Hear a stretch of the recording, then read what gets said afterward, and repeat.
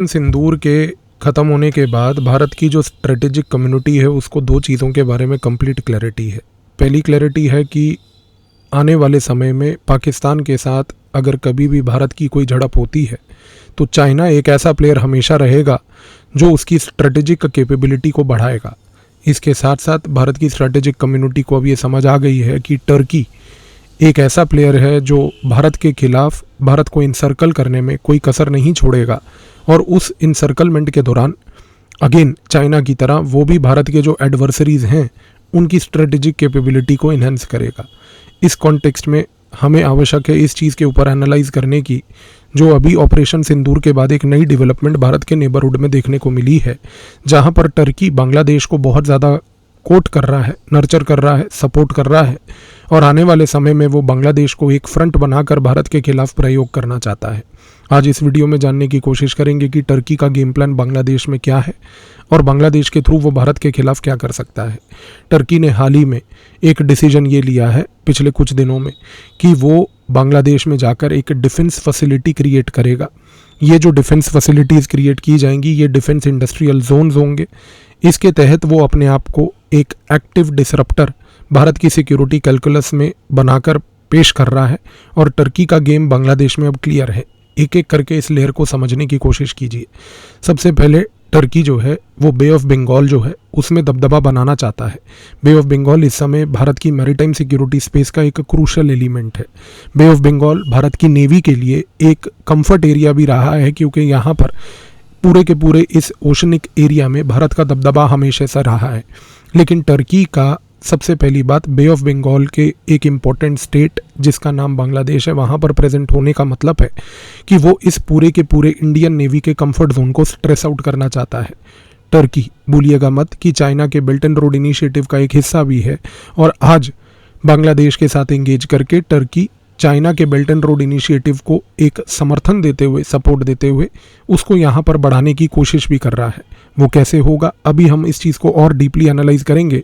जब इस चीज़ के ऊपर आप समझेंगे कि किस प्रकार से टर्की चिटागोंग पोर्ट में डेवलपमेंट करने के कार्य पहली बात तो ऑर्केस्ट्रेट कर रहा है। चिटागोंग पोर्ट एक ऐसा पोर्ट है जहाँ पर चाइना की नज़र भी बहुत लंबे समय तक रही है।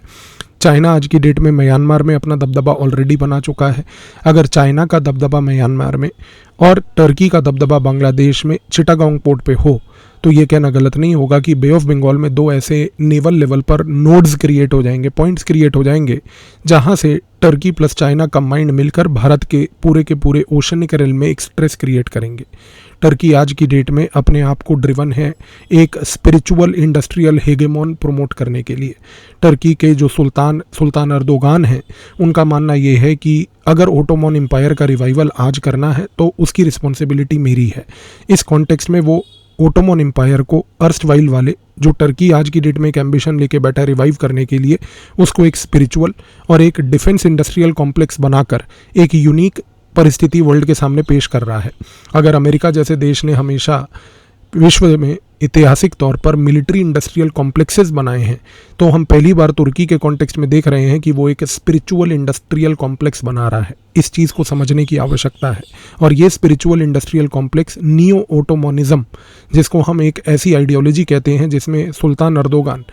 उन सारे मुस्लिम देशों के साथ एकजुट होकर एक मुस्लिम उम्मा का क्रिएशन कर रहा है ताकि सऊदी अरेबिया का ग्रेजुअल ग्लोबल इन्फ्लुएंस घटे। उसमें बांग्लादेश यहाँ पर एक बहुत क्रूशल फलक्रम पॉइंट बन के बैठता है। तुर्की आज की डेट में बांग्लादेश में नारायणगंज में और साथ में चिटागोंग में डिफेंस इंडस्ट्रियल जोन्स बना रहा है। इन डिफेंस इंडस्ट्रियल जोन्स के तहत वो जो अपनी उसकी तुर्की की कंपनी है बायरक्तर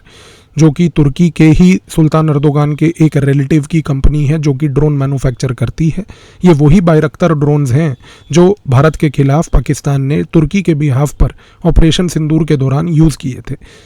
इन दोनों जगहों पर चिटागोंग में और नारायणगंज में तुर्की आज की डेट में इन डिफेंस इंडस्ट्रियल जोन्स जो वो बना रहा है यहाँ पर बायरक्तर ड्रोन्स की पूरी प्रोडक्शन लाइन को इस्टेब्लिश करने की एक रणनीति बनाई गई है। इसके साथ साथ तुर्की आज की डेट में बांग्लादेश की जो नेवी है वहाँ पर नेवल लेवल पर उसके साथ लॉजिस्टिकल सपोर्ट और रिपेयर हब का सपोर्ट दोनों प्रोवाइड कर रहा है। तुर्की ऑलरेडी पाकिस्तान की नौसेना को ट्रेन कर रहा है, पाकिस्तान की नौसेना के साथ अरेबियन सी वाले एरिया में वहाँ पर नेवल एक्सरसाइज कर रहा है। यहाँ पर बांग्लादेश की नौसेना के साथ वही रणनीति अपनाकर बे ऑफ बंगाल में भी अपना दबदबा बनाने की कोशिश कर रहा है। इस कॉन्टेक्स्ट में आसिम मुनीर फील्ड मार्शल पाकिस्तान का हाल ही में 21 जुलाई के आसपास एक लग्जूरियस ट्रिप के लिए श्रीलंका भी जाने वाला है। उसकी श्रीलंका विजिट के ऊपर एक सेपरेट वीडियो बनाकर चर्चा करेंगे कि वहाँ पर उसका क्या ऑब्जेक्टिव है। लेकिन इस चीज़ को समझने की कोशिश कीजिए कि पाकिस्तान, श्रीलंका, बांग्लादेश मिलकर भारत को इस मोमेंट पर इनसर्कल करने की कोशिश चाइना तुर्की के बिहाफ पर गेम खेल रहे हैं। आज अगर तुर्की को किसी भी तरीके से नेवल लेवल का प्रेजेंस बे ऑफ बंगाल में मिलता है तो इससे वो भारत के Andaman Nicobar tri services command के ऊपर भी naval intelligence bay of Bengal में नेवल एक्सरसाइजेज के तहत गैदर कर सकता है। लेकिन तुर्की का एम्बिशन सिर्फ इस चीज़ तक लिमिटेड नहीं है। तुर्की बांग्लादेश के अंदर आज इसलिए भी एंगेज कर रहा है क्योंकि वो भारत के नॉर्थ ईस्ट में और पूरे के पूरे नॉर्थ ईस्ट एरिया में ट्रबल फोमेंट करना चाहता है। आप इस चीज़ को समझने की कोशिश कीजिए कि चाइना की रणनीति बड़े लंबे समय से नॉर्थ ईस्ट में ये है कि वो भारत के मिलिट्री बिल्डअप को होने देना नहीं चाहती। इसी रीज़न से वो चाहे बांग्लादेश के अंदर एयर बेसिस को सिलीगुड़ी कॉरिडोर, जिसको हम चिकन स्नेक कहते हैं, उसके पास रिवाइव करने की कोशिश कर रही है। इसी के साथ साथ बांग्लादेश को वो अलग अलग तरीक़ों से समर्थन कर रही है, म्यांमार में अपना दबदबा बना रही है। और यहाँ पर जब तुर्की आता है तो तुर्की चाइना के बिहाफ पर एक पैन इस्लामिक आइडियोलॉजी का एक्सपोर्ट करता है। तुर्की आज की डेट में एक हाइब्रिड स्ट्रेटजी के तहत, एक रणनीति के तहत अपनी रेडिकल आइडियोलॉजी को यहाँ पर जब स्प्रेड करेगा तो उसका खमियाजा भुगतना पड़ेगा भारत को।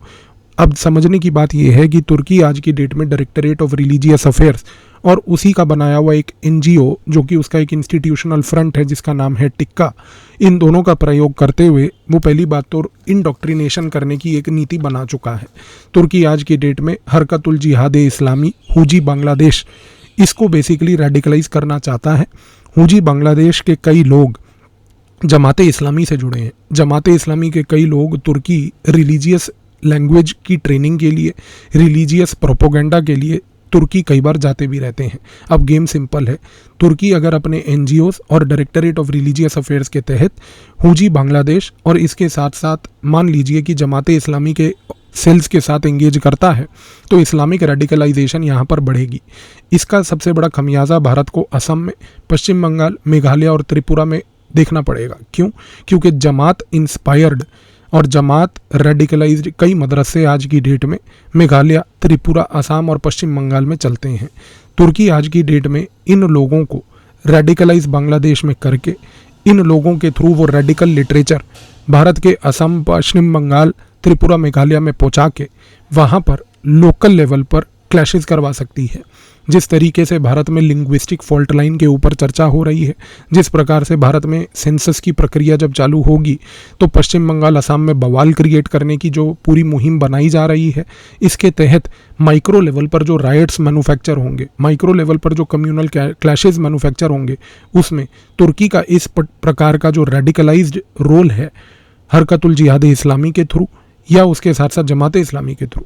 ये आज की डेट में बहुत विजिबल होगा। और भूलिए मत कि तुर्की के पास एक साइबर टूल भी है। साइबर टूल में उसके पास एक स्टेट रन मीडिया है। स्टेट रन मीडिया के साथ साथ वो एक मीडिया चैनल का समर्थन करता है जिसका नाम है TRT वर्ल्ड। और तुर्की का अगर हम रवैया TRT वर्ल्ड के ऊपर देखें तो ये कहना गलत नहीं होगा कि तुर्की बड़े लंबे समय से TRT वर्ल्ड का प्रयोग कर रहा है भारत के खिलाफ, चाहे वो CAA सिटीजनशिप अमेंडमेंट एक्ट के कानून के खिलाफ की प्रक्रिया हो या भारत में अनुच्छेद 370 जिसके तहत कश्मीर घाटी को भारत के साथ इंटीग्रेट किया गया, उसको लेके प्रक्रिया हो। इसके खिलाफ एक ग्लोबल लेवल पर नैरेटिव जब वो बनाता है TRT वर्ल्ड पे, तो वही नैरेटिव TRT वर्ल्ड का कतर जैसे स्टेट्स उठाकर उसको एम्पलीफाई करते हैं अपने अल जजीरा पे भी। तो यहाँ पर कतर और तुर्की का जो ये नेक्सस है जिसके तहत TRT वर्ल्ड मीडिया हो या आज की डेट में तुर्की के साथ साथ मिलकर कतर का अल जजीरा हो, इन लोगों को एक अपॉर्चुनिटी मिलेगी असम, पश्चिम बंगाल, मेघालय, त्रिपुरा में माइक्रो राइट्स मैन्युफैक्चर करके, कम्युनल क्लैशेस को मैन्युफैक्चर करके भारत की ग्लोबल इमेज को हार्म करने की। लेकिन सबसे महत्वपूर्ण चीज़ ये है कि तुर्की आज की डेट में एक लंबा गेम खेलने बांग्लादेश में आया है रोहिंग्या मुसलमानों के साथ। रोहिंग्याज को तुर्की के सुल्तान अर्दोगान ने कई बार ये बात अपनी स्पीचेस में बोली है कि वो वर्ल्ड के सबसे ऑप्रेस्ड मुस्लिम्स हैं।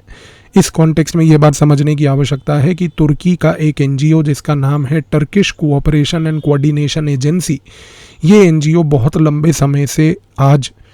भारत के आसपास के इलाकों में रोहिंग्या मुसलमानों को so called humanitarian aid provide कर रहा है। लेकिन भारत की इंटेलिजेंस रिपोर्ट्स ये कहती हैं कि तुर्किश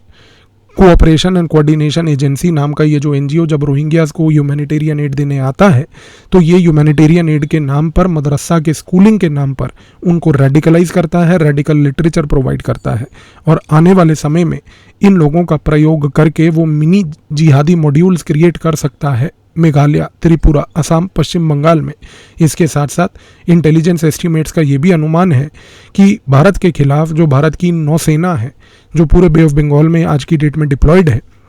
हो सकता है कि तुर्की का जो बे ऑफ बंगाल एम्बिशन है उस एम्बिशन के तहत तुर्की इन रोहिंग्या मुसलमानों के तहत मिलकर इनको रेडिकलाइज करके नेवल सैबोटाज भी भारत के खिलाफ कर सकता है। अब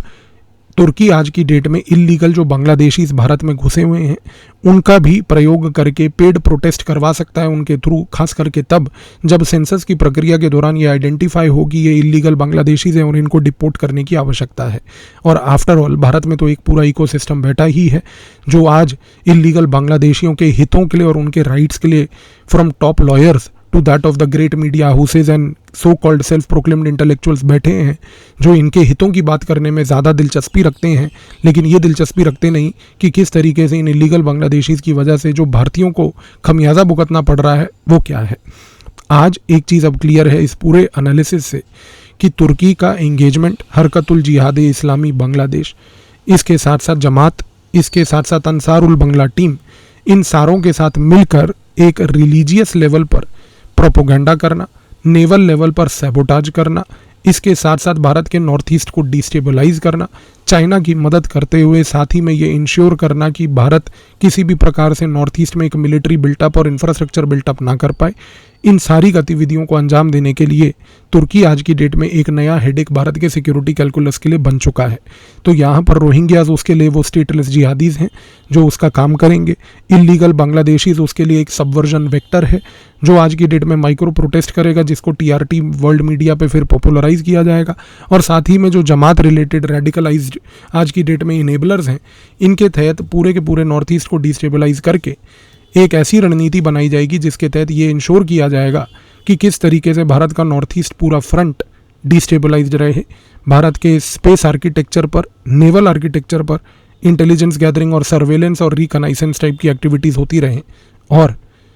पूरे के पूरे बायरेक्टर ड्रोन्स की एक सप्लाई चेन बांग्लादेश से भी क्रिएट हो जाए ताकि कल को चाइना के एयर बेसिस से जो बांग्लादेश में वो बनाने की कोशिश कर रहा है, इस कॉन्टेक्स्ट में यहाँ पर इन ड्रोन्स के थ्रू भी पूरे के पूरे नॉर्थ ईस्ट के लेवल पर भारत की मिलिट्री डिप्लॉयमेंट्स पर, भारत के मिलिट्री टैक्टिक्स और ऑपरेशनल स्ट्रेटजीज पर एक नज़र रखी जाए। तो ये कहना गलत नहीं है अब इस कॉन्टेक्स्ट में कि फाइनली तुर्की वही कर रहा है आज की डेट में जो भारत तुर्की के बैकग्राउंड में जाकर कर रहा है। जितना तुर्की भारत के बैकग्राउंड में आकर ये गतिविधियाँ करेगा उसको ये चीज़ समझ जानी चाहिए कि हम भी आज की डेट में ग्रीस हो,